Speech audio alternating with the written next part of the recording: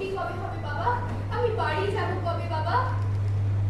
হঠাৎই নিকুঞ্জের মাথায় যেন আগুন জ্বলে ওঠে। দুর্বল অভুক্ত শীর্ণ শরীরে হঠাৎই যেন জেলে ওঠে এক ভয়ঙ্কর তেজ।